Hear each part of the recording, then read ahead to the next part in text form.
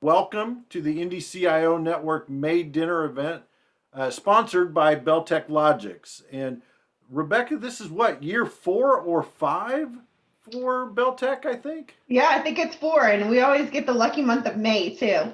Well, we really appreciate your support of our organization. It means a lot, and we're really looking forward to the program tonight. I've got a few announcements, and then I'm going to turn it over to Rebecca to introduce our guest speaker for this evening. Just a couple of announcements. The May calendar for the Indie CIO Network. But before I get to that, I should, in case there's some folks that are new to the Indie CIO Network joining us tonight, the CIO Network is a group of about 300 Central Indiana CIOs, senior IT leaders, and some vendors like me who get to be in the club as well. I'm Jeff Tunn. I'm the lead singer and driver of the Winnebago. Brownie points for anybody that can name the movie reference. But our calendar for May is a little bit slimmer than it was in April. As you recall, we had several different events going on last month. This month, in addition to tonight, we have our standing lunch, which is Wednesday, May 12th from 11:30 to 1. It will be virtual. If somebody here who is going to attend has a topic that they would like to throw out to the group for discussion, I'll be facilitating the discussion, but if you don't send me a topic, I get to pick one. So who knows what we may talk about Lewis and Clark, who knows? The next event is May 21st, which is our CIO coffee chat from 7:30 a.m. to 8:30 a.m. For those that have not joined a CIO coffee chat, it's very informal. Imagine, if you will, remember back in the day when we actually used to go to Starbucks. Uh, Imagine walking into Starbucks and hanging out with a few of your peers and colleagues and just chatting about whatever's on your mind. That's kind of what we do during the coffee chats. Another announcement that I would like to make is that the Indie CIO Network is going to be a part of the fundraising Indie Tech Gives. This is a fundraiser that's been going on for the last couple of years. It's been mostly the tech sector, so tech product or services companies that have been involved in that. This year, we are going to be joining, kind of representing corporate IT. And so I'll be doing a mailing to everyone, kind of describing how it'll work. So be on the lookout for that. The actual fundraiser runs 6 weeks beginning June 7th, and I'll give you more information on that as it unfolds. I would like to invite those of you who are on the call today. This is a plug for Intervision. Intervision is having a live event out at the track. You remember those in-person events where you actually see people face to face. We're doing a track day on May 18th from 11 to 5. Would love it if you could join us. If you would like to join in on that, please send me an email or put your name in text or in the chat, and I will make sure that you get registered. We would love to have you out there. The program is going to be very light. It's about 30 minutes, just kind of an introduction and a catch up. We're going to be talking a little bit about cloud cost management and things like that for about 30 minutes. But the main focus is going to be on the track and the drivers on the track. So be sure and join us for that. With that, I would like to turn it over to Rebecca Borman. Rebecca has, as I mentioned earlier, and Beltec Logics have been a huge supporter of the Indie CIO network.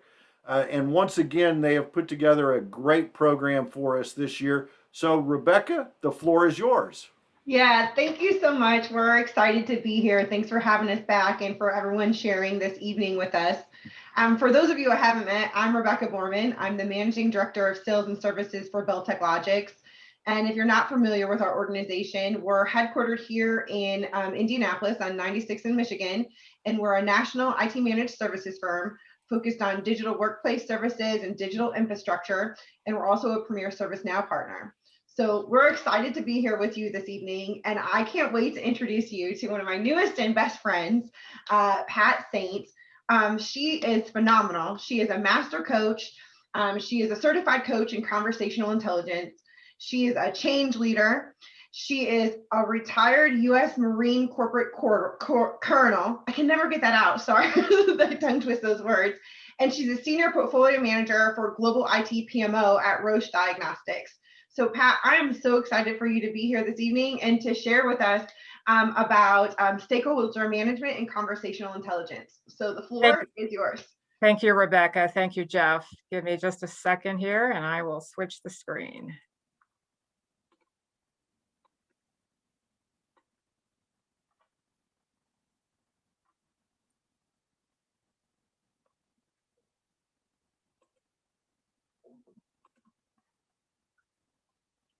Okay, hang on just a minute.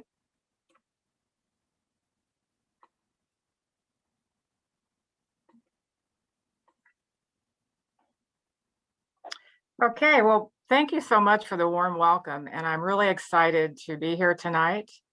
I haven't been to one of these networking events. I've heard a lot about it, so I'm very grateful to have the invitation. And so today I want to give you some tips about conversational intelligence and what I'm trained and certified in, because I think it will help with stakeholder management. I discovered this about 5 years ago and became certified, and I use it all the time. So my hope is that you will do something differently tomorrow that you didn't do before. Can everyone see my screen? I can see it, Pat. Yep. Okay. So events like this that used to be live as opposed to virtual, when you meet somebody new, and let's take Rebecca and I, we met virtually maybe a couple months ago, and we had a pretty nice connection within a very short period of time. So I'm going to ask, how long do you think it takes to connect when you meet someone new, whether today it's virtual in the times we're in, or when it's physical back in the old days? So just take a moment and just shout out, how long do you think it takes to connect?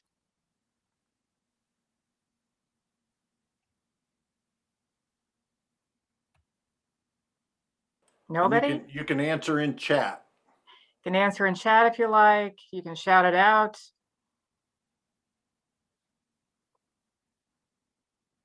So Rebecca, if you could read the chat, because I'm not seeing it. Yeah, I'll take a stab and say 60 seconds. In the chat, I see less than 5 minutes, 1 minute, 30 seconds, 10 minutes, 2 months. So we have a range. We have a bell curve. John Harrison. I know that's a joke. Someone says I can usually tell within 30 minutes if I connect with someone longer to really get to know them. 1 week informal and 6 months for an in-depth trusting relationship. And the answer is 0.07 seconds. And so today I'm going to introduce you to conversational intelligence and give you a little bit of background about neuroscience and what's happening when we do meet and how important it is not only to establish a relationship, but when things go awry and we've got those courageous, cultural, difficult conversations, what can you do to influence yourself? And then more importantly, someone else to regain a conversation. So I'm Pat Saint, and I'm also founder of AHA Coaching and Consulting. It's my private coaching practice. And today we're going to go through a couple areas, and then we're going to have a role play. So anybody who wants to volunteer, I need 2 volunteers. I'll just say it up front. You can put your name in the chat, and I guarantee you, you will have fun. And I'm offering a free 30-minute coaching session for the 2 volunteers. So I let you think about it as we go through the presentation. So we're going to talk a little about connection, like we've started, highlight why trust is so important with stakeholder management. I'll introduce you to CIQ. You'll learn about 3 different levels of conversations, and then we'll have some fun. So according to the CEB PMO Leadership Council, which became a part of Gartner, I think about 3 or 4 years ago, they did a lot of studies, and it's no surprise how important trust is with effective, and I say that very loudly, effective stakeholder partnerships.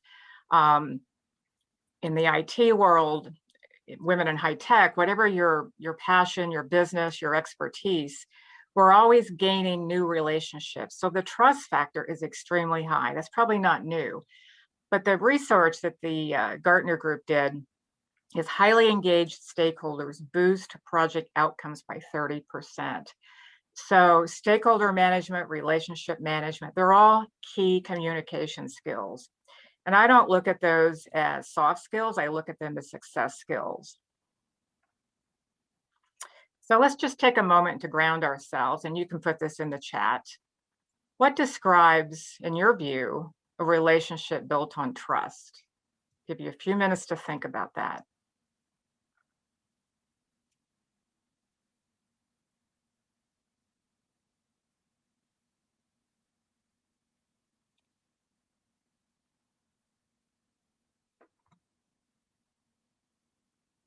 Anything coming through on the chat? Yep. We've got highly effective is the first thought.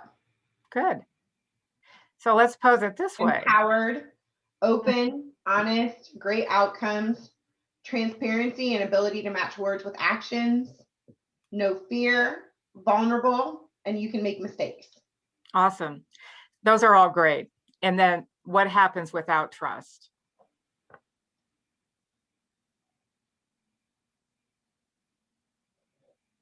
Defensive, no collaboration, chaos, limited progress,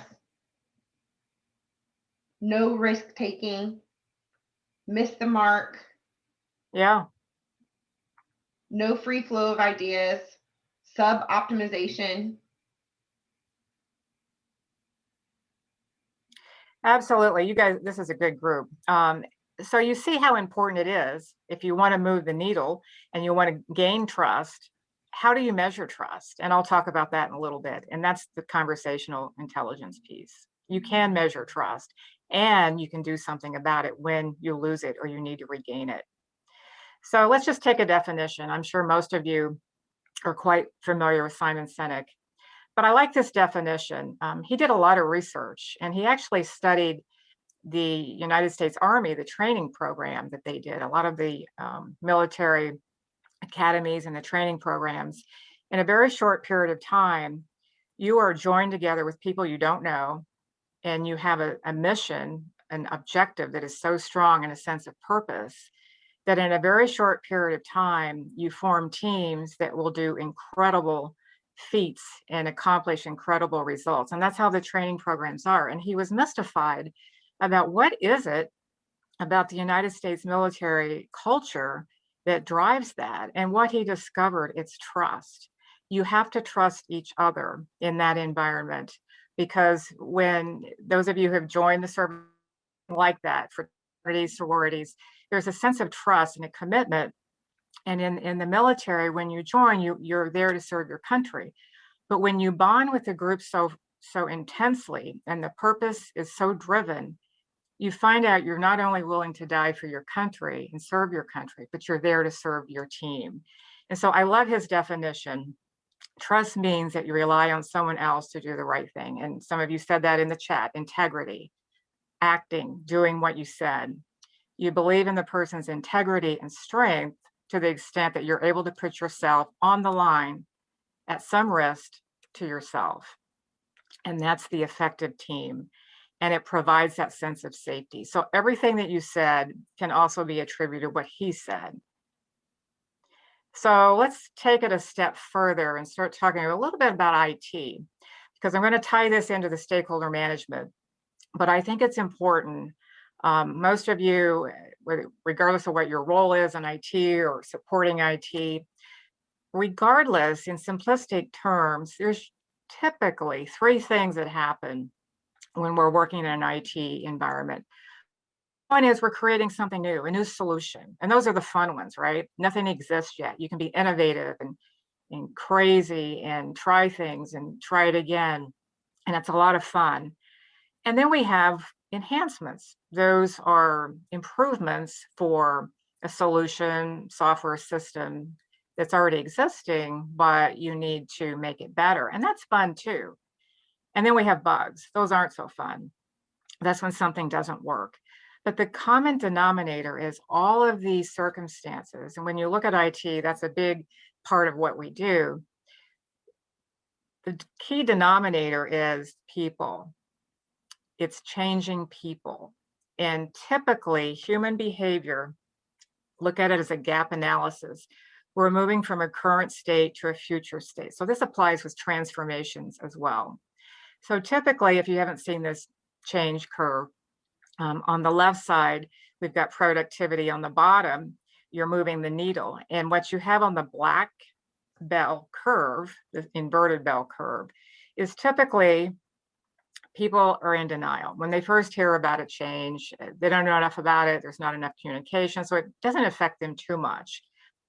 But if there's not communication, if there's no why are we doing it? What's in it for me? There's not a sense of camaraderie to make it happen. The bell curve, the inverted bell curve, can get really low and you can start getting into this resistance area. And when you do that, you've got to work really hard to try and get the needle back up. And where you want to be is going back into exploration and commitment, because that's the fun, that's the innovative side. And it's very difficult sometimes. So why do we have organizational change management practices? It's for that very reason. We're all individuals. We have different experiences, different backgrounds, and we are impacted by change individually. And if we apply organizational change management practices, we will lessen this bell curve. And that's why there's a lot of money spent on it. And it's not fluffy, obviously. There's a lot of psychology, a lot of behavioral change built within it. And I don't know if any of you are certified in ProSci, the change management model, but it's a really good, fairly simple model to understand. I was certified several years ago, and they take a lot of information, and what they apply it to is an ADKAR model, deliberate processes to move the needle, so that as the individuals start to change, then the organization will change. And that's really important with what we do, and especially stakeholders.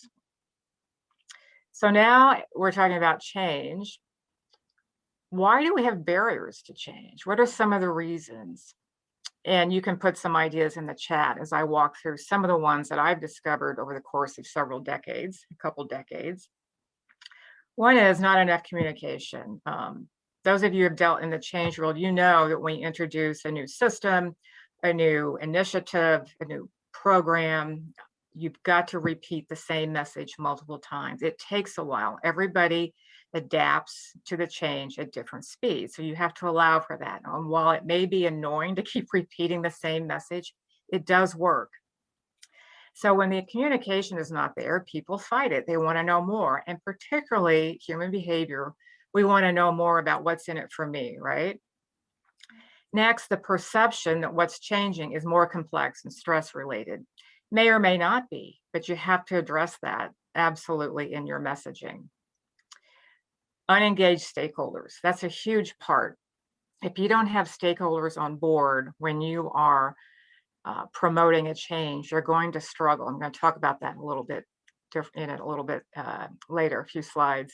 So if you've had a project where your stakeholder was not on board, it's not fun. I've had that happen once throughout several years, and it was not pleasant. And that particular stakeholder was the sponsor. So I learned the hard way how to navigate through it. And it's through that experience that it led me to coaching, because I didn't know how to manage that scenario. You'd had some difficult stakeholders in the past, I'm sure, like all of you, but that one was extremely difficult. And I discovered coaching. So it led me, there's always something positive coming out of a difficult experience. It led me to understanding and then eventually becoming certified. Also, change fatigue.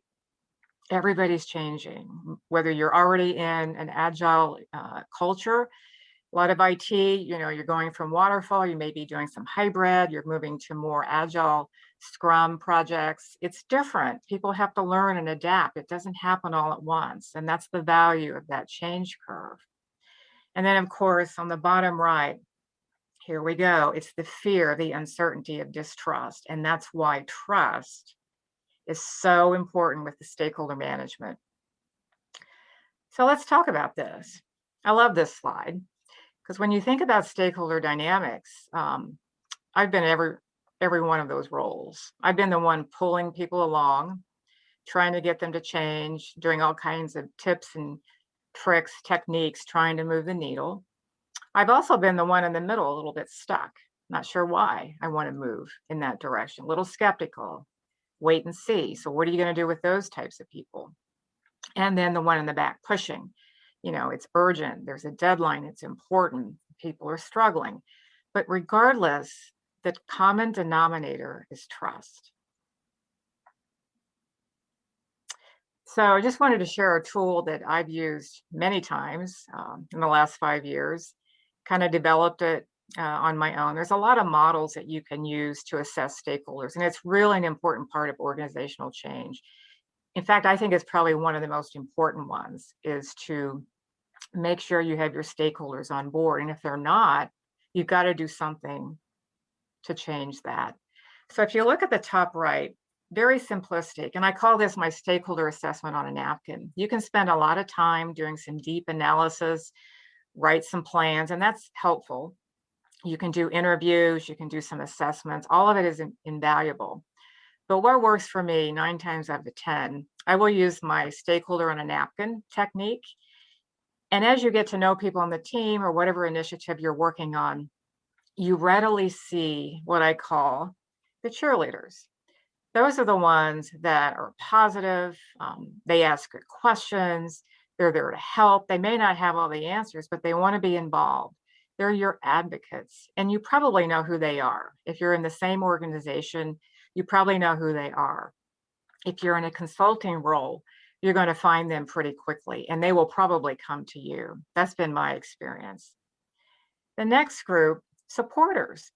These are the ones that probably will come around in time. They just don't know enough about it. So you go back to the change management practices. You've got to tell the message. You've got to have stakeholders endorse the message, tell stories. One of the reasons why we all like TED Talks is they're emotional. They drive emotion. They're heartfelt stories. They're not scripted. And they drive us to feel differently. And that's what trust is, right? The feeling. We've got to feel it. A lot of time, the supporters, they just simply need more information. They've got questions, again, going back to change management practices, and they will in time be advocates.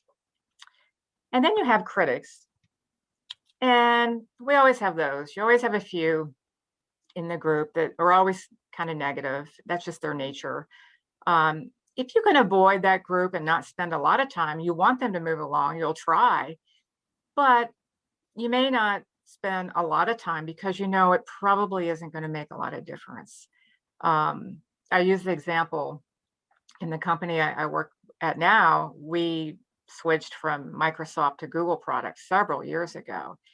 And it was interesting to see, it took a while for people to adapt. And I was one of those critics at first. I liked Microsoft products, but in time, it's like, it's just a tool. I can learn a different tool. So those people are important, but at a certain point, a certain percent of people will probably stay in that area. The ones you've really got to look for are the blockers. And these are stakeholders who may be critics, but what's different is they're influential. And if you have an alligator, and that's what I call them, if you have an alligator that you've not assessed and identified that you need some work to move this person along to come on board, or you need your sponsor to form a coalition to help you, you're going to struggle. I experienced that firsthand many years ago, and that's why I'm so passionate about this topic.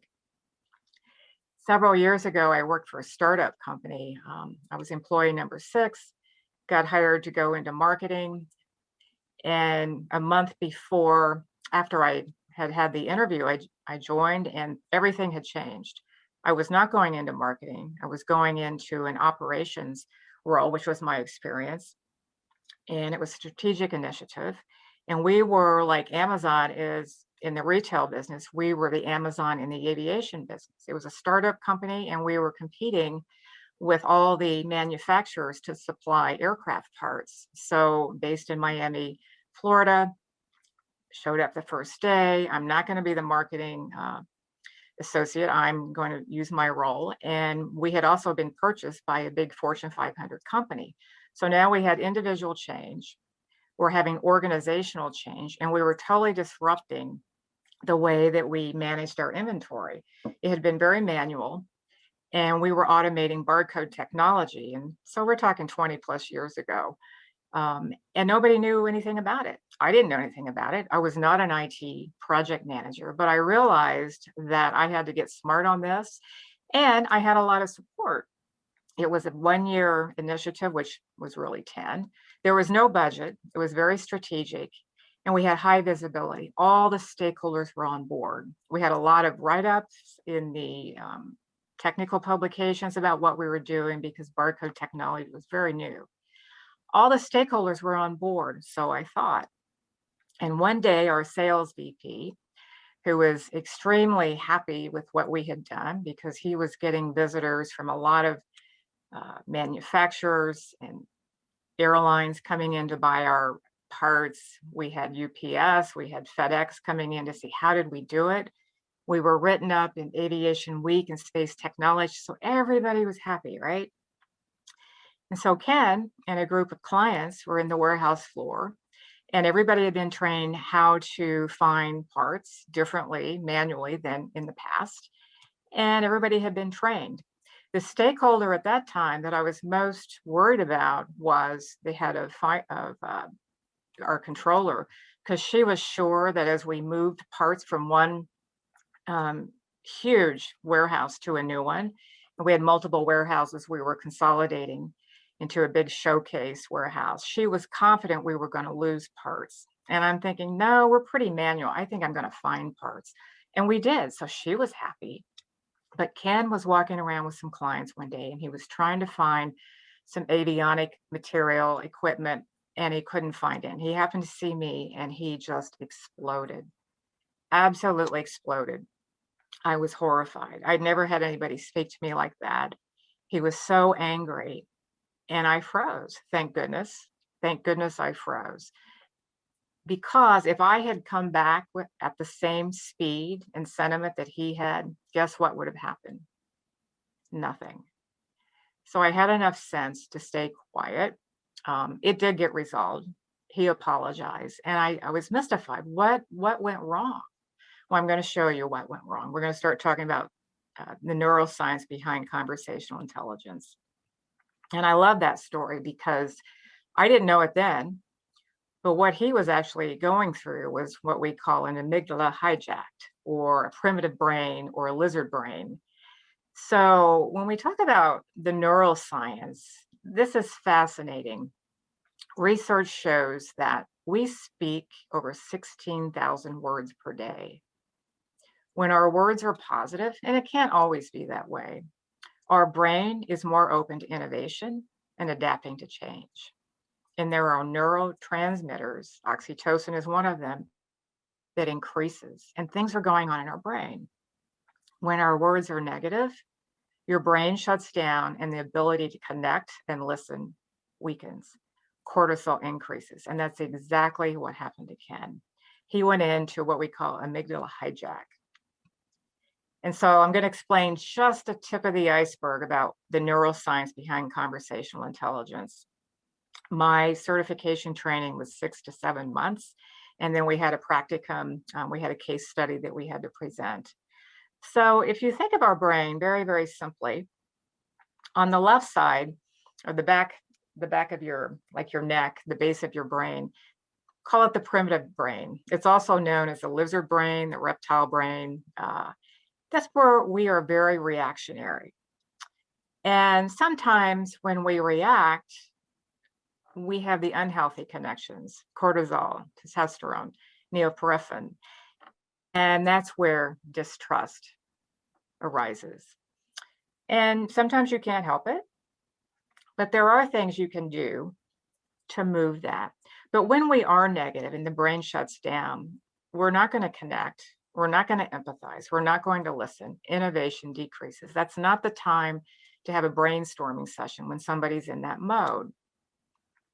On the flip side, if you look at the front of your brain where your forehead is, also called the executive brain, is the prefrontal cortex.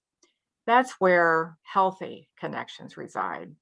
Oxytocin, you get excited, you've done really good on a project. Dopamine, you go to the store and you're checking off your to-do list and makes you feel really good.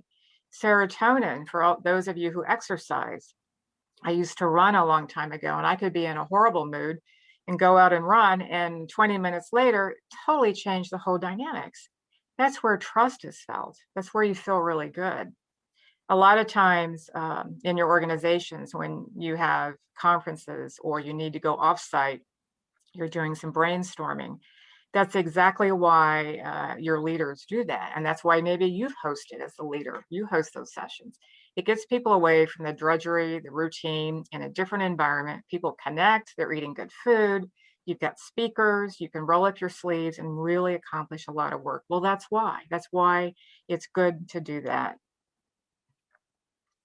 So when your prefrontal cortex in your executive brain, you're giving healthy connections, you're positive.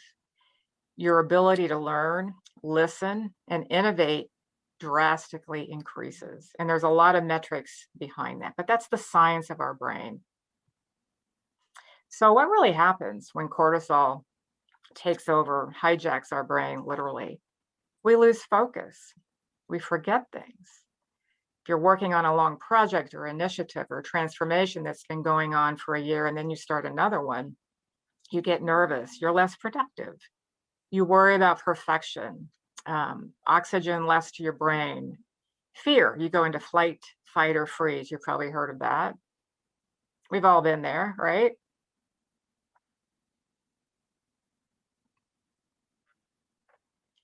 On the flip side, the oxytocin, you want to share, you want to learn, you want to discover, you're creative. And also, very important, you have more empathy. And when you have empathy, it's how you feel. And then you will show compassion. It's what you do. It's a place for open communication. Start building trust. Collaboration. Somebody said that in the earlier chat. Collaboration, yes. Trust. Team building. That's where you want to be. And what else? Chocolate. I find that will change your mood as well. Maybe a small glass of red wine and some chocolate will absolutely do the trick to shift your mood. Very important to understand the difference. I want to give credit to Judith E. Glaser. She is the originator of conversational intelligence. She was an amazing woman, anthropologist, author, executive coach, very well credentialed, CEO of Benchmark Communications, Ivy League speaker, just an incredible woman. And what she left with us, and she passed sadly almost 2 years ago. And literally 3 weeks before she passed, she had pancreatic cancer. She'd had breast cancer. She was still working, coaching, training people, consulting. She was an incredible woman. But what she left with the legacy of over 2,000 CIQ coaches around the world, to get to the next level of greatness depends on the quality of the culture, which depends on the quality of relationships, which depends on the quality of our conversations. That's the words. Everything happens through conversations. And that's what she did. She wrote a book. She set up a coaching certification, and her legacy lives on through all of us that are coaches in practice and can share it with others. And that's why I'm so passionate about to share it with you today. So here's another tidbit fact about the difference between low performing and high performing teams, the patterns of communication. So, stakeholder management, conversational intelligence, coaching, all of those things are tools to help you communicate and, more importantly, build trust or regain trust with your teams and individuals. So now I want to introduce you very, very quickly. This is a very, very high level introduction to the 3 different levels of conversation. The first is transactional. We have those. We have to have those. They're boring sometimes. And so in this example, we're just telling, we're exchanging information. We're not innovating a lot. And sometimes we have to have those conversations. So the fellow on the left will just role play a little bit. He may say to the woman who's could be his boss, could be a colleague. He's working on something and he needs more time and information. Looks like it's a report. And she simply says, do the report as I asked. So there's no communication, there's no exchange, there's no conversation, there's no dialogue, and there's really no room for that. So that conversation is probably going to be a dead end. And the fellow on the left probably isn't feeling really great, and she's probably disappointed that she's not gotten what she wants. So the conversation has gone flat.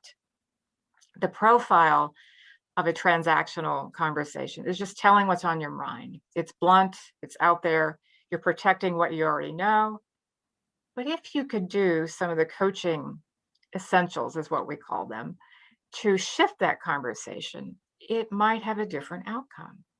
And what you want to do, one of the anchors, and I'm sure all of you have had some training on how important powerful questioning and listening is, we call it listening to connect. And that means talking less. So when we go back to an experience when you're meeting a group of people in a forum which is face to face, and I think, Rebecca, you said it early, it's an immediate connection for some people and others not so much. Typically, somebody's listening and somebody's not talking all the time. You're exchanging, you're both listening, and those are the connections. It is very subtle. But I think that we might all agree that if you meet somebody the first time and they're talking about them all the time, you're not as engaged. You're just not as interested. So listening to connect and then priming for trust and opening these questions that have no answers, that's a dialogue that could change this conversation to get better outcomes. So instead, the young lady could have said, well, what else do you need to finish it? Rather than just shut down and say, do the report as I asked. What additional resources would help? Very, very simplistic example of transactional conversations, but I think you get the gist of how you can, the dynamics, you could actually change that. Positional conversations, this is my favorite. That's where I spend most time working with people and where I enjoyed the certification program so much. And I call it influencing APE. Agendas, personalities, and egos. This is very dynamic. And this is defending what I or we know, advocating, you have agendas. You've got a purpose of what you're trying to accomplish. You want to persuade, listening. And so in this example, you have two women. The one on the left simply says, your proposal is incomplete. The due date is Friday. Very short, sweet. Sometimes we have to have those conversations. Thanks, I'll manage it myself. So they both are not coming together to connect.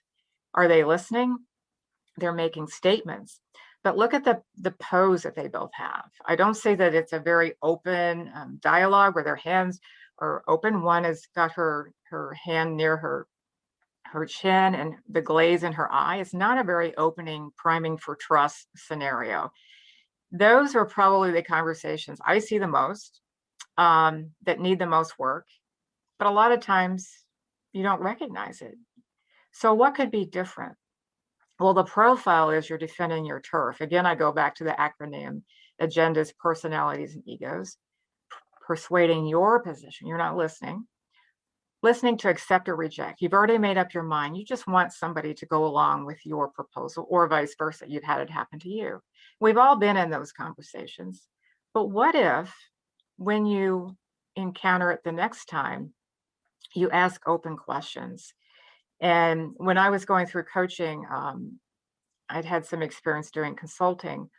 I really struggled with asking open questionings and the listening because we would be in some role play and I would think, oh, I know what to do here. I know exactly how to help this person. And that's not what coaching is. Coaching is about listening and finding out how you can help someone else through what it is they're trying to achieve. And when you ask questions that have no answers right away, there's a long silence and it's painful. But I guarantee you, the person you're talking to or the conversation you're having or a group of people, they will eventually say something. So I really struggled with that in the first, my certifications, because I found it painful and I had to change the way I think and engage. And you can do that. It just takes a little bit of time. Sometimes when someone says something so profound, and you just want to just shake your head, try reframing the question back so they can hear it. And they may go, well, that's not what I meant. That happens a lot when you rephrase it, refocus, redirect. So in this case, the lady on the right could have said, how can our, and rather than I, how can our team improve the proposal? Explore the other person's view, show some empathy. That's a very powerful practice as well. When you show empathy and you ask a lot of questions, if you're in a conflict, I've had some conflict management coaching, and I imagine most of you have too, have had some conflict training.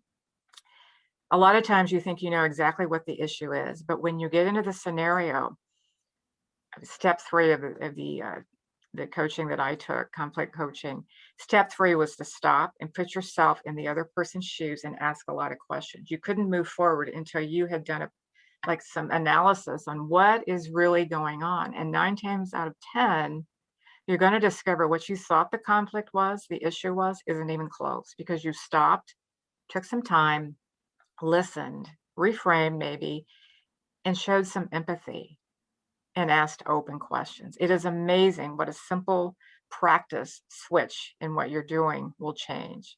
So the other thing that the woman could have said is, what else can we? Again, not talking about I, talking about we. What can we do to meet the deadline? And it's an open question. So it's not just a yes or no. It might bring this conversation back to trying to help each other achieve an outcome.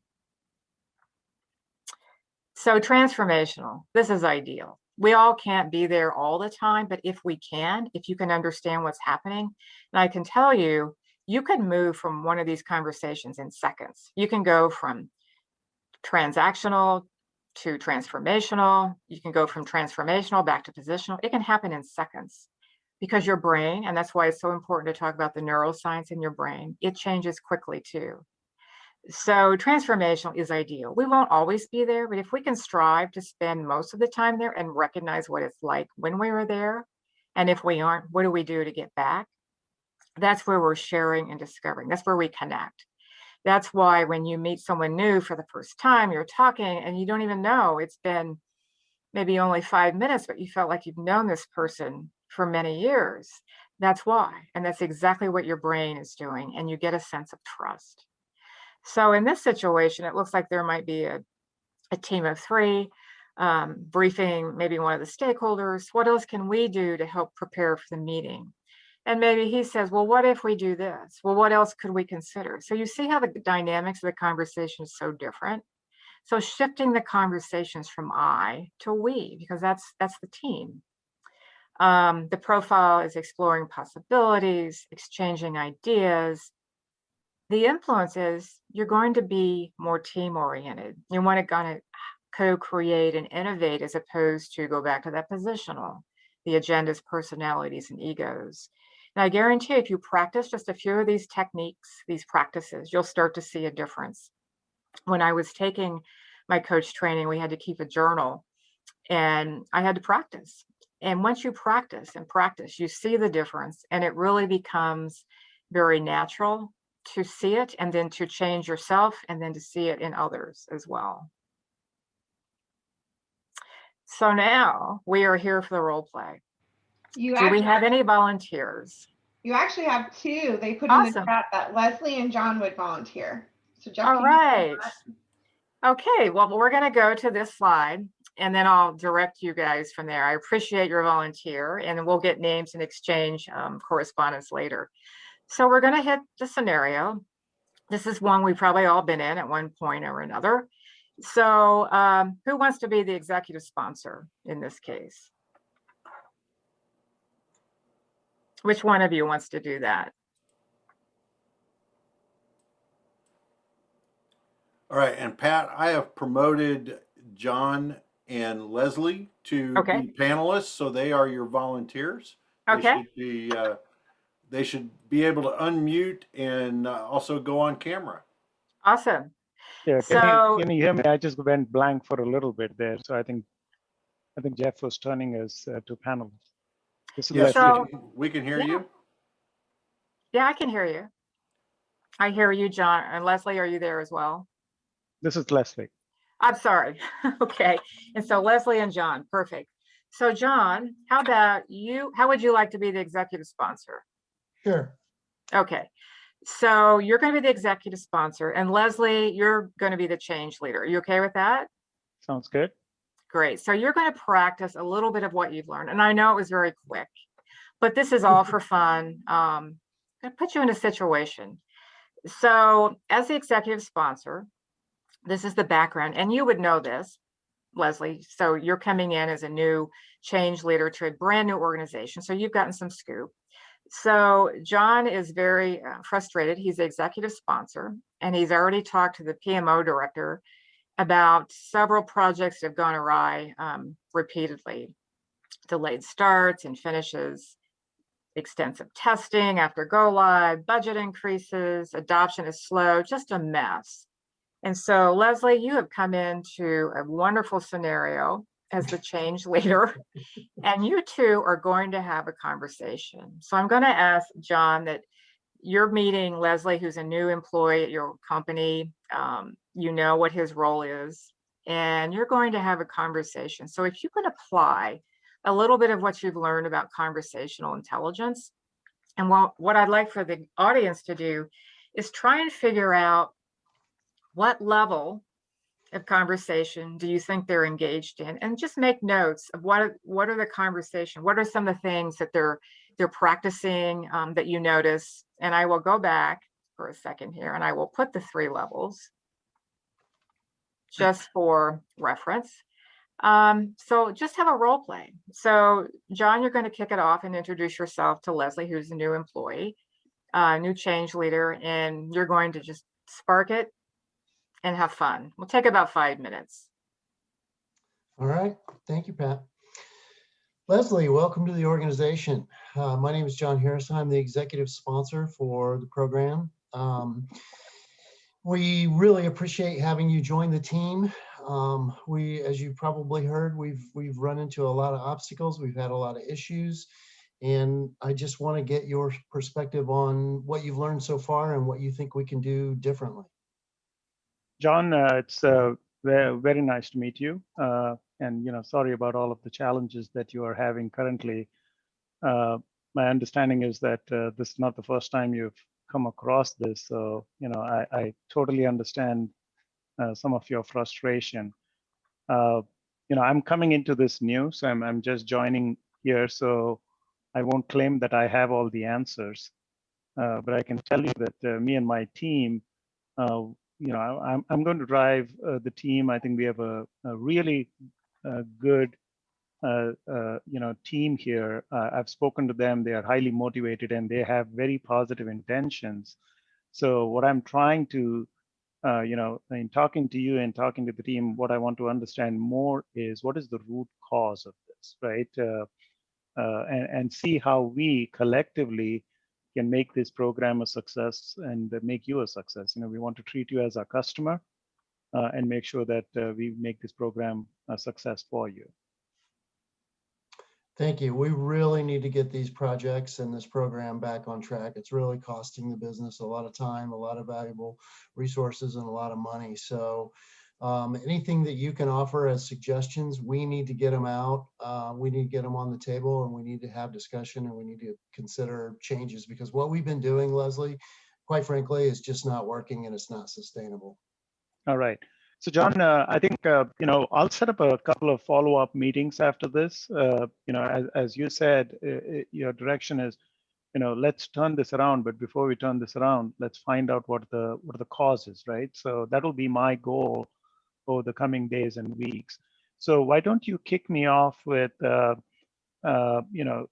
me what are your thoughts on, why things are not going well, number one. And number two, what would how would you measure a change and that we are moving in the right direction? I want to understand from your lens, what is the problem, and what will be the leading indicators to tell us that we are in the right direction and we are going to achieve success? I'm not involved in the day-to-day every day, so I'm not 100% sure of my answer to that question, but I think it all starts with communication, and there might be some communication breakdowns. So I'd really appreciate your perspective on that. In terms of what would be a measurement of success, I would say if we could get our projects back on schedule, and we can get the budgets more in line with expectations. We seem to overpromise and underdeliver around here a lot. So if we can just realign expectations about what's achievable, I think that would be a success for our team. Absolutely, John. This is not the first time I've heard that over budget and under delivered. It's sometimes it becomes a theme and a storyline in IT. But here's one thing I can assure you is that I am going to find out more, and you will hear from me, and I'll bring the problems to the surface first. I think that'll be very important. I'm not going to promise that we can achieve everything and bring everything back online, but at least I'll give you the true picture, and then we can partner up and we can team up to make it a success. We may have to take some tough decisions in the process. We may have to ask for more budgets initially, or we may have to shelve a few projects, right? Are we biting more than we can chew? And based on that, then we can, I'm truly looking to form a partnership because I need your help in order to turn this around. I won't be able to do it myself or my team. So that's what I'll be looking for, some help and partnership from you as well. Okay, great. Well, 3 things. Number 1, all the pizza parties are canceled. Number 2, if you can get us back on track, raises and promotions for everyone. And number 3, whatever you need from me, you let me know. Whatever I can do to help you be successful, I'm here for you. All right, John. I like the decisiveness in your offer. I can tell you burgers will be more expensive than pizzas. But I'll come to you and ask you, here's what I need to keep the team motivated and to deliver on the promise. So how about that? That works. All right. Excellent, excellent. Thank you. I know that's not easy to do sometimes. Let me go back into, I'm going to stop sharing because I want to, here we go. That was excellent. Thank you very much. I love that. Now from the group, let's dissect it a little. First of all, what level of conversation do you think they were having?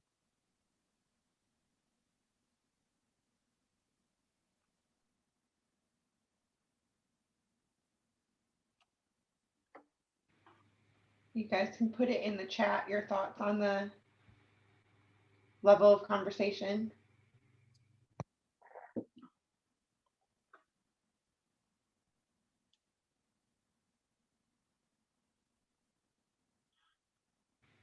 Pat, our group's gotten shy. Ooh, someone says they were building a level of trust.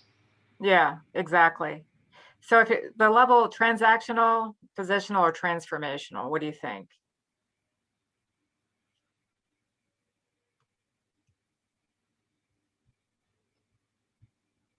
Well, let's ask John. John, what conversation level do you think you were having with Leslie?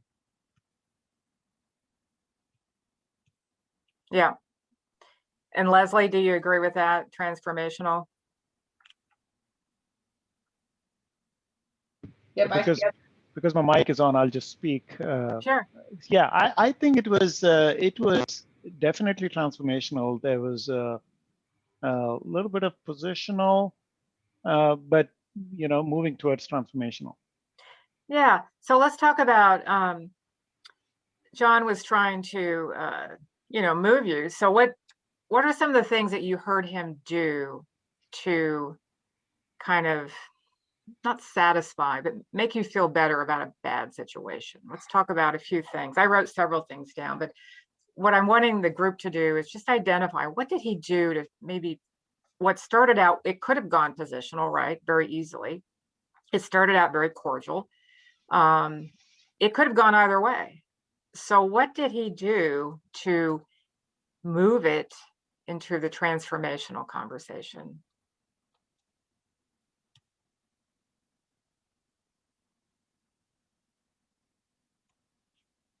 Listen first. Yes. Excellent. What else?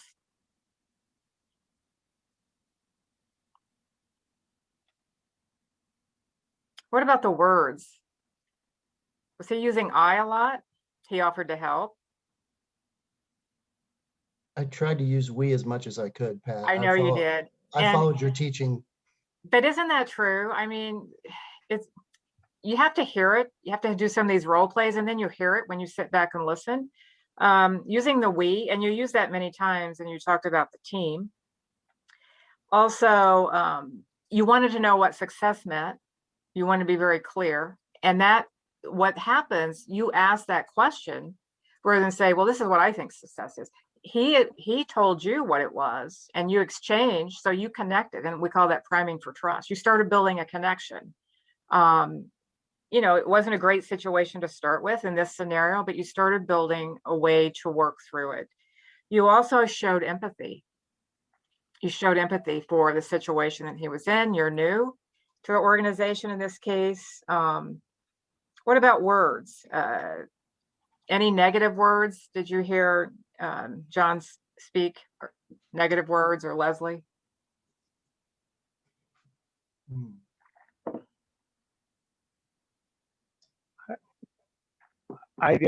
We were in the conversation, so I didn't pay attention to it. You can't, yeah. Nothing came out as negative, Right. other than no pizza. And you talked about root cause and team success. So again, he was trying to bring you toward that safe place to move forward. Let's see, what else? We, the team, common ground. Yeah, I think the big thing was the listening, the asking questions, and you showed empathy rather than go into attack mode. That's very easy to flip into that. We've all done it.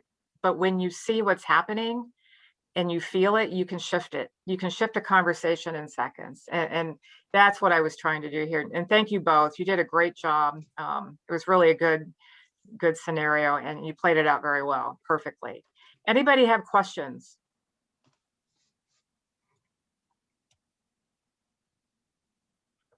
All right, that's it. That's conversational intelligence in a very, very high level. And thank you for your presentation, or for your attention, and also the role play, because I know that's not always easy to do. So thank you. It was fun. Thank you. Thank you.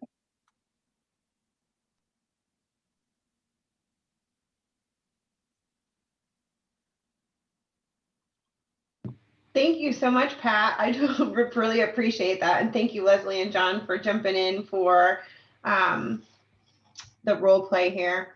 Any questions? If you have them for Pat, you can put them in chat.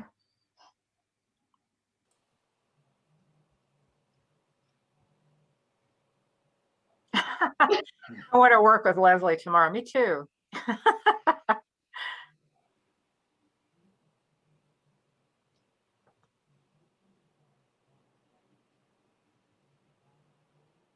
Well, if there aren't any questions, Jeff, we'll hand it back to you. Leslie and John, thanks so much again. All the guests, thanks so much for joining. And Pat, thanks so much for sharing all this knowledge with us. We really appreciate it. Thank you. I appreciate the attention and the interest. That was great. Thank you. Pat, thank you very much. That was a great presentation. I know everybody that attended got a lot of insight out of that. Leslie and John, thank you so much. Role playing is hard. I really appreciate you jumping in and volunteering to do that blindly. So really appreciate that. And Rebecca, once again, thank you to you and Beltec Logics for all the support of the Indy CIO network. We really appreciate it.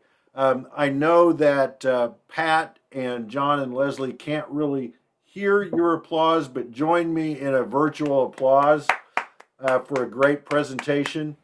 If anybody has any questions, we have recorded this, so we'll be loading this. With Pat's permission, we'll be loading this to our YouTube channel for those that want to go back and refresh on anything that she covered tonight.